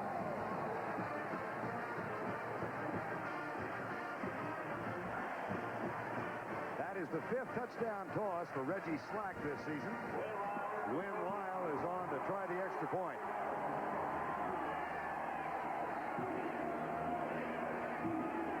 High snap. Kick is up and good.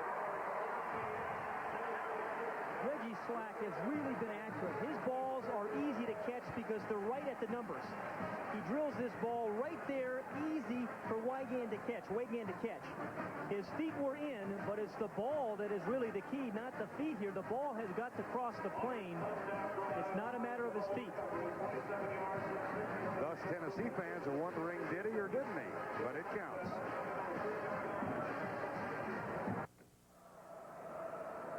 Two things have to happen for this touchdown to be called a touchdown. The receiver has to catch the ball, of course, and the ball has to cross the plane. There's the goal line. The ball is caught right there by Wiegand, and that's a good call by the official. That's a touchdown. Ball was in the end zone. Chris Johnson will kick off. Anthony Morgan waits for it. 17-6. Morgan comes up after the short kick and takes it at the 16. Whoa! Oh! Doug Huntley, number 42. That's an 8-yard return.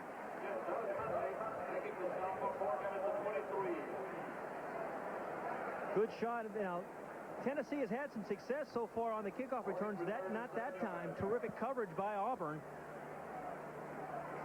And now the Volunteers back on offense. They moved the ball under Jeff Francis quite well in the first half. Total of 173 yards. Francis 12 of 17 for 129. But had to settle for field goals. And they now trail by their largest margin of the game, 11, after the 27-yard drive. To the fullback. Roland pulls. A flag is down. Tackle made by Tracy Rocker, number 74. No gain. No gain if the play stands. A holding call against the Volunteers. I think Tennessee, Vern, puts more pressure on their quarterback, more responsibility on the quarterback than any team in the Southeastern Conference. They signal in 2 plays for him to call. He'll get in the huddle, call those 2 plays. He comes to the line of scrimmage, decides which one he's going to use at the line of scrimmage, takes the ball from center and has to execute. All that has to happen in 25 seconds. That's a lot for a college quarterback. That is a strain, I would think, on the quarterback. You like that idea? Well, when you have a guy like Jeff Francis, he's a bright guy. He's very capable of handling it, but you have to be experienced. You have to be in the system for a couple of years. And Francis is a 5th-year senior from Mount Prospect, Illinois. Johnny Majors looks on now. And Francis brings him to the line. 1st and 20. 11:27 to go. 3rd quarter. Play fake. Pressure. Reggie Cobb. Fumble. Auburn ball.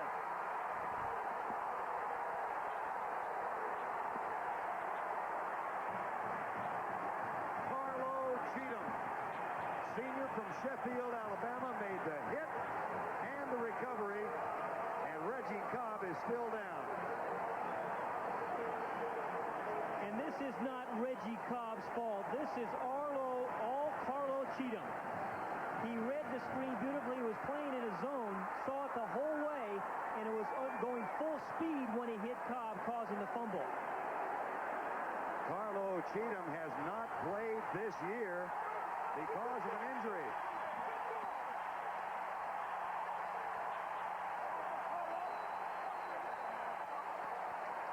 And Reggie Cobb gets some assistance to the Volunteer bench.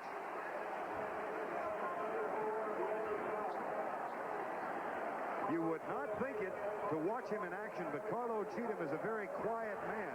His first 2 years at Auburn, the press guide listed him as Carlos with an S. Only in his junior year did he go to David Housel and say, fellas, my name is Carlo, C-A-R-L-O. Thank you. I formation. Toss to the right.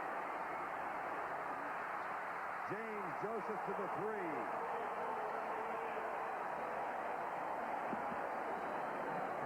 play should have been dropped for a loss, but Vincent Harris, the fullback, blocked about 3 Volunteers, and that allowed Joseph to stretch it out and pick up a couple of yards. Johnny Major's team error-free in the first half, not here. Watch Harris, the fullback, right there. He's going to block really about 2 or 3 guys. They get tripped up on him, and that allowed Joseph create a positive play out of a negative one. Second down and goal. Harris up the middle. Flag is down on the far side of the field.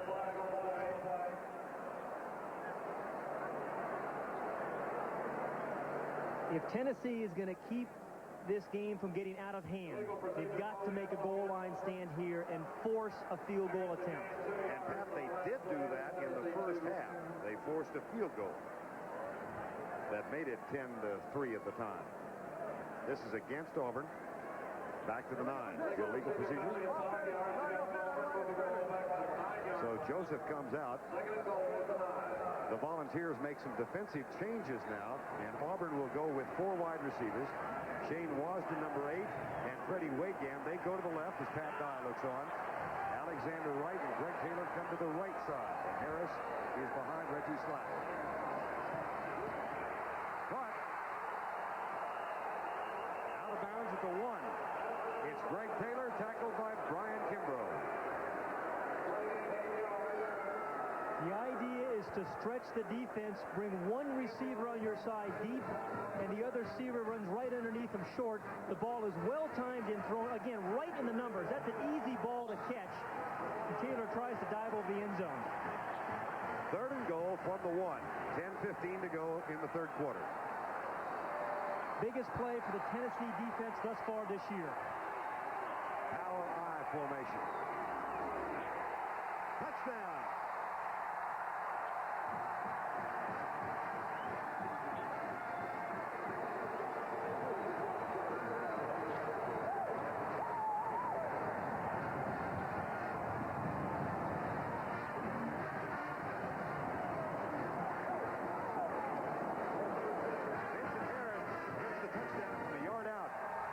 Two fumbles have been converted into a couple of touchdowns.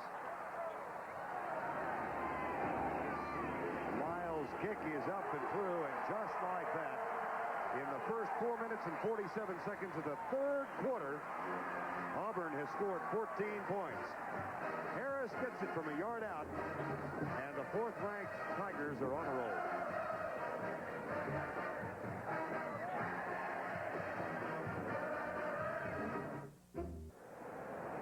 Keith DeLong, who's played well all day long, has the play here for the fullback, Harris. He's in position, but down here, you know the man is going to jump high. You have to go a little bit higher. DeLong goes too low, and Harris is over the top. And the 1-yard touchdown plunge gives Auburn a 24-6 lead. 10-13 still remaining 3rd quarter. So successive fumbles by the Auburn offense, recovered by, rather, the Tennessee offense. Chris Johnson's kick. Anthony Morgan, again, a short kick, taking it to the 11. And out to the 28-yard line. Big day, National Football League on CBS tomorrow. It begins with the NFL today at 12:30 Eastern Time. Most of you watch Chicago Green Bay. Atlanta will be at Dallas. And also on the early menu, Philadelphia, Minnesota. That's a big game early in the season. Tampa Bay visits New Orleans.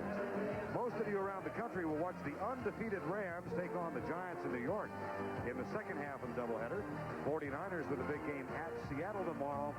And the Washington Redskins, without Doug Williams, take on the Phoenix Cardinals. Vando Davis, Keith Denson in the backfield. The flip out left side. And that's Alvin Harper, the sophomore from Frostproof, Florida, who makes the catch. Tackle made by John Wiley, number 9. Tennessee has really had a tough start this half. The 2 fumbles really weren't bad execution on offense. I think it was just terrific defense by the Auburn hitters. They came up and really forced the fumbles. But Vern is up to Jeff Francis right now to make sure his teammates don't quit. He can be a good leader even when you're down like this. Second down and short, handoff left. That should be enough for the first down. Let's go to Jim Nantz in New York for this update. Auburn, Florida State's on the board against Michigan State. Chip Ferguson rolling right, hits Lawrence Dawsey with the touchdown. Seminoles driving again in the first quarter, and hold your breath, Wisconsin leads Miami 3-0 in the second quarter. And the Yankees have now beaten Boston in the ninth, 9-4. Let's go back to Vernon Pat. 5-4 Yankees. Jimmy, if you think I'm counting Miami out against Wisconsin in the second quarter, you're talking to the wrong Swede. Boy. We learned something last week, all of us around the country. Here's the stretch of the chain. And it is a Tennessee first down. One of the things Jeff Francis told us Thursday in Knoxville I found interesting. That he said, I need to start playing like a fifth-year senior. I need to remember and play like the score is 0-0 and think in terms of getting one first down, then the next first down, and then the next first down. That's exactly right. And not worrying about being 0-3. He's got to exert himself as a leader, which I think he has throughout the last couple of years at Tennessee. Three-wide receiver set. Francis back. Too high. Incomplete. And he had the man open. It was Terrence Cleveland. Number 4, Terrence Cleveland. It's one of the few bad balls that Jeff Francis has thrown. He's a very accurate thrower. Completes about 60% of his passes. Has for 2 years. And part of it's the system that Walt Harris has installed here at Tennessee. My gracious, your alma mater's doing well. Yeah, Rodney Pete's for real out there at Southern Cal, believe me. Cal State bounces back after a loss last week. And look at West Virginia. Second down and 10, Tennessee. They trail 24-6. Francis in trouble. Ron Stallworth. And Jeff Francis does a mini Luganis and gets about 4 yards with a dive. And the Russian judge, 3.2. That's right. Again, it's frustrating when you're a defensive lineman trying to sack Jeff Francis because he takes short drops and then steps up into the pocket, and it's really hard to get to him. This is a patchwork offensive line working in front of Francis. 2 injuries in the first half. Robinson and Stewart have not come back. 3rd and 11. Fumble. Auburn ball. No. That should have been a pass. He was trying to throw that ball, and it was deflected. And there is, of course, no instant replay in college football. You're going to see Jeff Francis. He is going to scramble. I think he was trying to dump this ball and throw it. No, it was. He didn't. He didn't get rid of it. It was a fumble. Good call by the official. It was number 90, Brian Smith, who really got there and took the ball right out of his hands. And then Steve Brown recovered. 3 possessions, 3 fumbles for Tennessee. Here in the second half. 8:36 to go, third quarter. And this is putting a terrific amount of pressure on a very young Tennessee defense. Slack. Caught. Alexander Wright at the 31. First down. Tackle made by Preston Warren, number 21, the sophomore cornerback. Reggie Slack has a big-time arm. And remember, Wright down here is beating them deep. This time he's going to run way down and run the outcut. And if you're a defensive back, you have to be concerned with Wright's speed. This was set up beautifully. They've thrown the ball to Wright deep a couple of times. This time the deep out and a well-thrown ball. First down and 10, Auburn, 24-6. They lead it. Joseph in motion. 4-man rush for Tennessee. James Joseph makes the catch, and he's got the ball at the 25-yard line. James Joseph. Joseph trying to take his place in the company of great running backs who have played here at Auburn. You think of Bo Jackson, William Andrews, Lionel James. And out of them all, who does this man idolize? Pat Hayden. I wouldn't say, he said he saw me. I'm not sure he idolized me. I'll put the words in his mouth. Reggie Slack, 11 of 13. 2 touchdowns already. Joseph flagged down. And Joseph barely caught. There's the flag on the play. That might be holding. That is holding. There's a man I give a lot of credit to, Pat Dye. Shown great flexibility. He told us this week that he felt that he still could win 8 or 9 games running the wishbone, but he felt in this conference you had to throw the football. And it's an offense that he's really uncomfortable in, so we brought in Pat Sullivan and some other coaches. And he has really been able to change. A lot of coaches wouldn't run an offense they're not comfortable with. Matter of fact, he told us he had a conversation with Barry Switzer, who is still running the wishbone. Barry thought about changing it one time. After after Pat Dye went out of the wishbone and went to the multiple formation, Switzer called him. And he said, I really admire your fortitude in sticking with the change. And Dye has done it successfully. 2nd and 14, flag is down.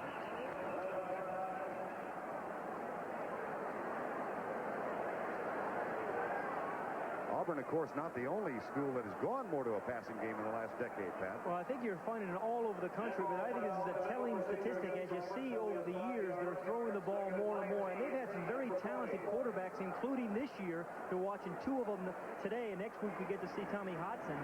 But there's good quarterbacks throughout the ACC. That was a 5-yard procedure penalty against Auburn, and as a result, they've got 2nd in a bunch. 2nd and 19, no blitz. Slack with time, a lot of time. Wiggles free and picks up 6 or 7 he perhaps should not have had. Charles McCray makes the tackle. The Irish are rolling over Purdue. And Reggie Ho, one of our favorite guys. Clemson over Georgia Tech. That's a final. How about this finish? Rutgers. That's another big win. 2nd one for them this year. And Dick Anderson, who's the head coach at Rutgers, beats his old head coach, Joe Paterno. He coached underneath him there. Michigan now 1 and 2. 4 wide receivers, 3rd and 12. Blitz coming from Tennessee. They almost got him. Tony Nelson was there, but look at Wagan makes the catch. Perfect execution. And a gain of 25. Vern, I have to tell you that I am incredibly impressed with Reggie Slack's accuracy. Every ball has been catchable. He hasn't thrown a bad ball. Watch this one. Again, he's under duress. Perfect fundamentals, doesn't waste any motion. He's got guys hanging all over him, and still the ball is right there, easy for Wagan to make the catch. Every ball is right at the numbers. Big pressure. It was number 6, Tony Nelson, who is the free safety, who put the blitz on. 1st and goal again. This time at the 9-yard line. Taylor in motion. Slack has missed only 2 today. Fires it. Caught by Joseph out of bounds at the 3-yard line. Preston Warren defending. Reggie Slack putting on a show here in the 2nd half. I think one of Reggie Slack's greatest attributes as a quarterback is that he is really even-tempered. He doesn't get too high when things are going well. He doesn't get low when things are going badly. That's important for a quarterback. And he gives a lot of credit to his work with Pat Sullivan, doesn't he? Pat Sullivan has spent a lot of time working on good old-fashioned fundamentals with Reggie Slack. Just dropping back, keeping the ball high, no wasted motion. It's really paid off. And here is the Tiger package, the unbalanced line to the left. They play fake. Slack rolls out. Will he make it? Yes.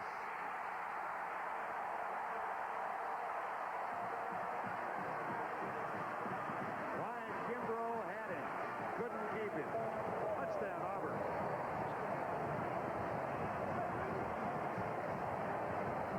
That's about as well as a college quarterback or any quarterback can throw the ball. On that series, Reggie Slack just threw it beautifully. Win Lyle on for the extra point.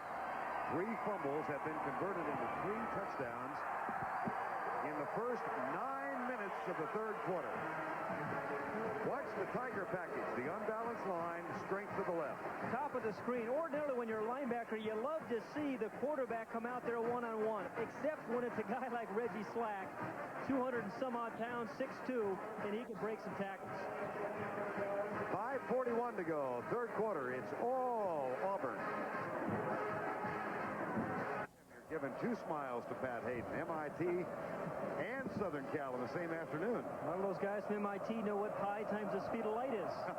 A change in the kickoff man for Auburn, Chris Dickinson this time, and he may keep the job. That's the first kickoff. It's gone into the goal line, and it'll be a touchback for the Volunteers. Well, warm afternoon, big crowd. Somewhere in this crowd of 85,000 is our Pat O'Brien. Let's find out where that might be.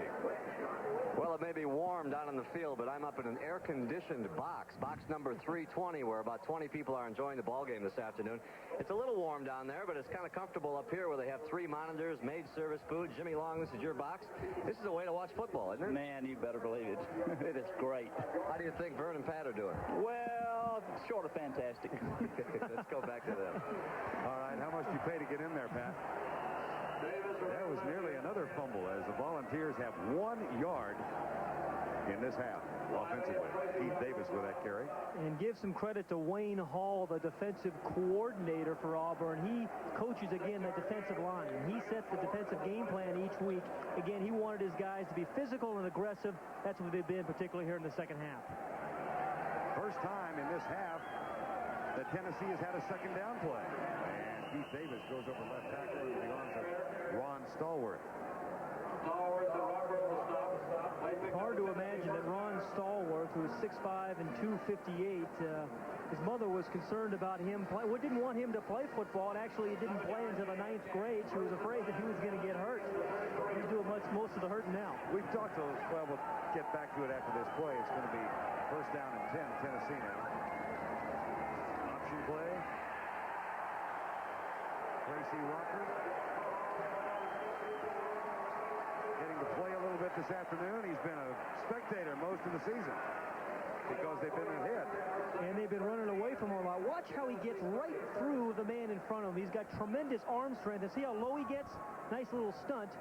Throws off the fullback, and then that's easy pickings when you have a quarterback. 13 tackles today. He had 2 tackles for the season in the first 2 games. Here's Francis back. Way back. Greg Ogletree, number 94. It's all falling apart for the Tennessee line. Again, they lost 2 starters in the first quarter. Phil Stewart, Ray Robinson. They've got a left guard, Patrick Lenore, who was a member of the defensive line. He's a redshirt freshman, so they really have a patchwork bunch up front. And the depth is not there. Even before the injuries, Pat, they were very thin. And on a hot day like that is very telling as you close out the 3rd and 4th quarters. 3rd and 20. Francis sacked again.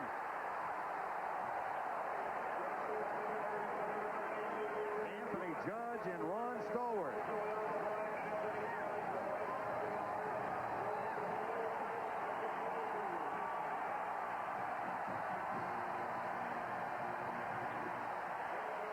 Ron Stallworth probably doesn't get as much publicity as Benji Rowland and Tracy Rocker, but does a terrific job there. And here's the punt by Kent Elmore. Shane Wasden is back to return it for the first time. And he's knocked down at the 35-yard line. 49-yard punt, 2 on the return. Reggie Slack has been superb in this ball game. 13 of 15, 215 yards. How about his pass distribution? Again, he's done a nice job of throwing the ball downfield, dumping the ball deep. He's thrown a couple of deep ones to right. As you can see, they're over the middle and both sides. Again, he's using the whole field. And then he's hitting his backs coming out of the backfield and some shorter routes underneath the coverage to his wide receivers. Really spread it around. 7 of 7 for 73 yards in this half and both touchdowns. Lobs it deep, almost picked off. Preston Warren, who has 2 already this year, just about grabbed his 3rd. That was the first bad throw we've seen out of Slack, but is it my imagination or is he playing the position of quarterback about as calmly and nonchalantly as you can? Here's the way they've scored by quarters. Those 21 points set up by 3 fumble recoveries by the Auburn defense. 2 touchdowns in the air, 1 on the ground. Reggie Slack, the junior out of Milton, Florida, 2nd and 10. 31-6, Auburn leads it. Final 3 minutes. Well played. James Joseph, ankle tackle.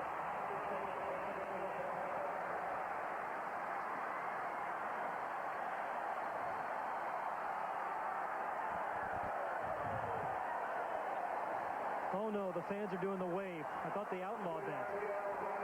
I had hoped they had. And it's a weak wave. It sure is. Mercifully. 3rd and 8. Auburn 4 of 7 on 3rd down conversions. 4 wide receivers. Greg Taylor wide open across the middle. Oh. And he ran back. He had the first down and committed the cardinal sin of running away from the first down marker. And he will hear about that tomorrow. Actually advance past the marker. Watch the slot receiver again. What they do is a nice job of bringing the guys down here. The marker's right over here. He has the first down, then goes back and gets caught short of the first down.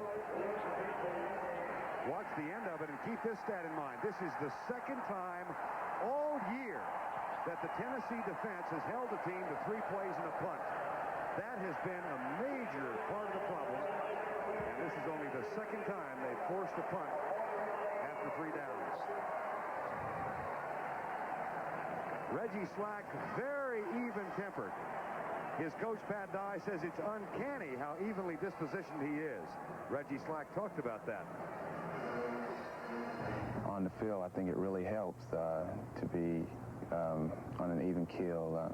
You know, when things get really wild out there on the field, the teammates look for someone who's going to keep their composure and get things rolling again.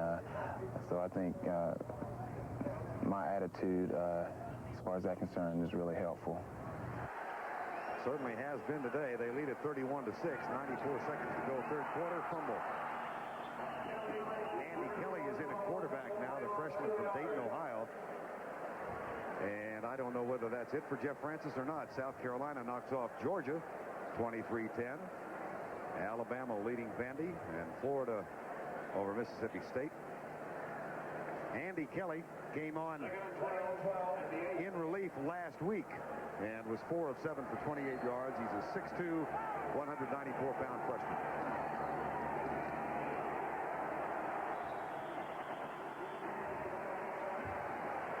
And Keith Davis in the carry there. Kelly, as you mentioned, is a young player in this system, and because the system at Tennessee is complicated, it takes a while to develop. There's a lot of audibles. We've talked about how much responsibility Tennessee puts on the quarterback.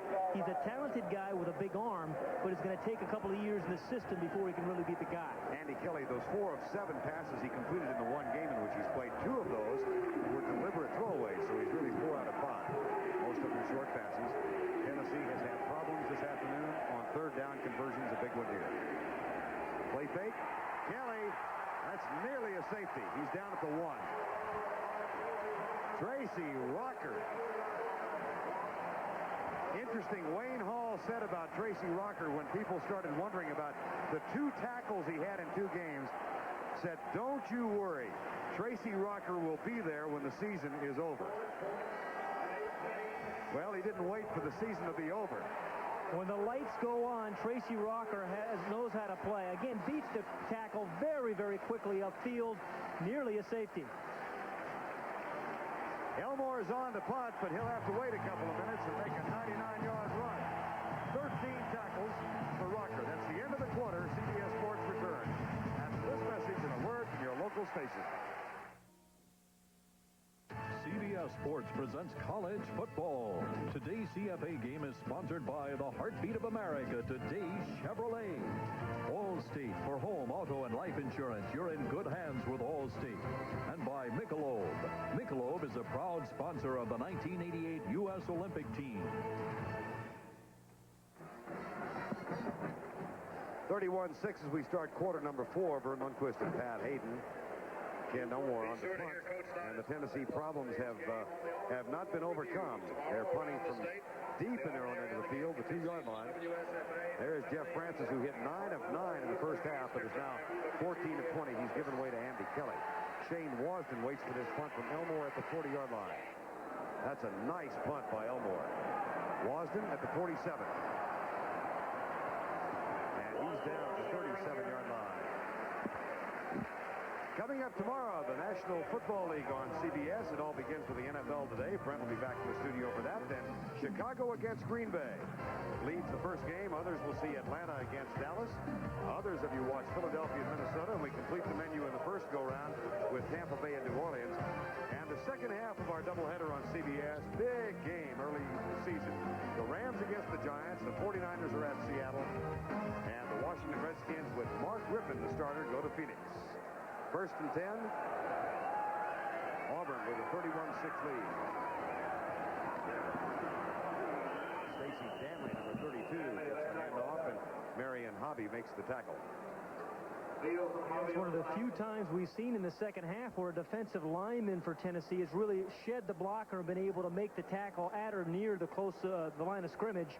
Marion Hobby, their best defensive lineman, did it there. See Shazan Bradley, number 40, still in. Ernest Fields, number 23, and there is Marion Hobby, who made the tackle. Second down and 8. Wagan starts in motion, the fifth-year senior. Toss to the right, Stacy Danley cuts it back nicely and gets to the 30-yard line before the tackle is made. Right now, let's go back and get an update from Jim Nance in New York. Vern, a wild and important one in the WAC. Wyoming has come back from 21 down to tie it. Randy Welniak, to Freddie Doucette, all tied at 38 with 3:40 to go in the game. Let's go back to Vernon Penn. Wyoming, of course, with a big win to open the season over Brigham Young, and now coming back against Air Force. Our score is 31-6, 13:39 to go in the ball game. They go to the weak side of the field, and Stacy Danley might have enough for the first down. See where the spot is.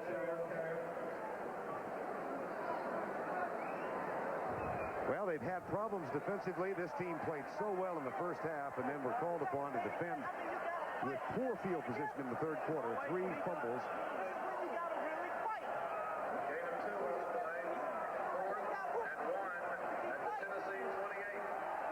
That is the offense, not the defense. That's Keith Davis talking. Senior leadership from Keith Davis. See Doug Baird in the 73. So you need guys like that on your team in games like that. I give Keith Davis an awful lot of credit trying to keep his teammates up. 4th and 1, and Auburn will go for it. Out of the Tiger formation, first down. You know, there's good news and bad news if you're a Tennessee fan and about this defense. Although they're having some rough moments early in the year, they're a young team. It's a team that's going to get better as the year goes on. And, of course, next year and a couple of years down the road, it could be a very good defensive team. They're going to have to take their lumps this year. 1st and 10, Auburn. Danley comes out of the lineup.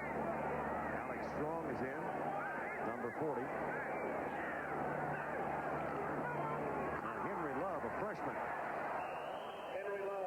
Henry Love, widely recruited, true freshman running back, number 23. He had a big game in the second half last week in the win over Kansas. Johnny Majors has never been 0-3 as a coach. Pittsburgh or Tennessee.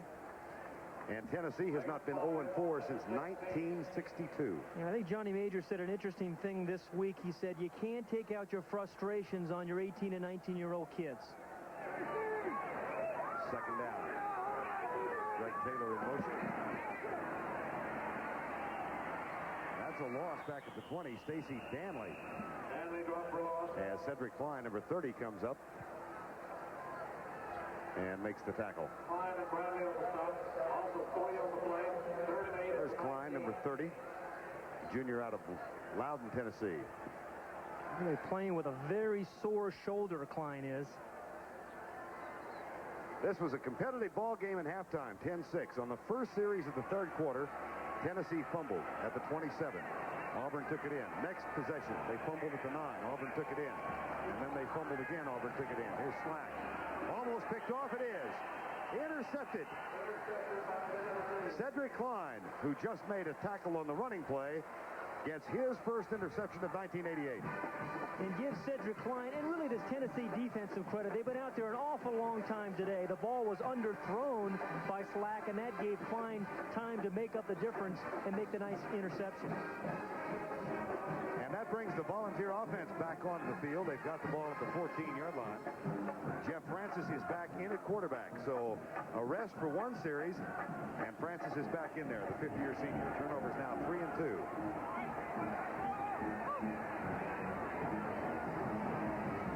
He's got John Rollins at fullback, and Rollins gets the handoff and a couple of yards. If you want a personification of persistence, how about John Rollins as an example? Let's tell you about this young man. Grew up in Knoxville, loved the University of Tennessee, and wanted to play there. His high school team went 2-8 and 0-10 his last 2 years. No scholarship. He went to Tennessee Military Institute to try and play. No scholarship. He played at Mars Hill, an NAIA school in North Carolina, for 1 year. dropped out, transferred to Tennessee, sat out a year, became academically ineligible for another year, and finally, a year ago August, finally, in the summer of '87, was offered a scholarship and started in the Kickoff Classic as a tight end. He said he called his dad, who's a plumbing contractor in Knoxville, broke into tears. He was so happy, and now he's been asked to fulfill the role at fullback. But if you want a guy who's a tenacious young man, I can think of no better example than John Rawlings. I really have admiration for guys like that. You know, he's really emotional about Tennessee. Even this week, talking about the school and his team, he was nearly in tears. Rawlings is number 85 in the backfield. Here's Jeff Francis. He's chased. Catch is made at the 14-yard line. Anthony Morgan makes the catch, or Keith Denson rather, and Smokey Hodge makes the tackle. Miami of Florida told you not to give up on them. Number 20, Keith Denson. Ohio State now leading by just 1 at the half. And Florida State leading by 10. How about Michigan State? How about the whole Big Ten? It's unbelievable. West Virginia is one of those surprise teams. You know, every year in college football, there seems to be a Cinderella team. I think West Virginia is the team this year. 3rd and 10. Four-man rush. Francis delivers the ball. That will not be enough for the first down, I do not believe. Nope. Yard short. Alvin Harper with the catch, and Pat O'Brien down there somewhere. Patrick? All right, Vern, thank you. One of the more confusing mascot stories in the country. The Auburn Tigers mascot is an eagle. This is War Eagle, the 6th one they've had, and they used to feed this eagle 2 rats on game day, but they stopped doing that. They feed them ground-up horse meat. I guess they couldn't find any volunteers. Let's go back upstairs. Ooh, no pun intended, I know. No, not at all. He wrote that in his room last night. Wasden back to return the punt of Kent Elmore. Wasden goes right. It's down at the 44. Oh, Patrick O'Brien, 37-yard punt. Auburn leads 31-6. They love barbecue, catfish, and football.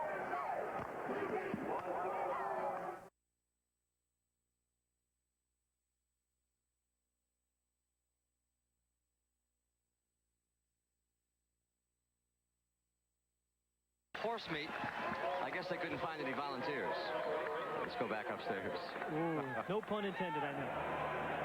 No, not at all. He wrote that in his room last night. Wasden back to return the punt of Kent Elmore. Wasden goes right. It's down at the 44. Oh, Patrick O'Brien, 37-yard punt. Auburn leads 31-6. They love barbecue, catfish, and football.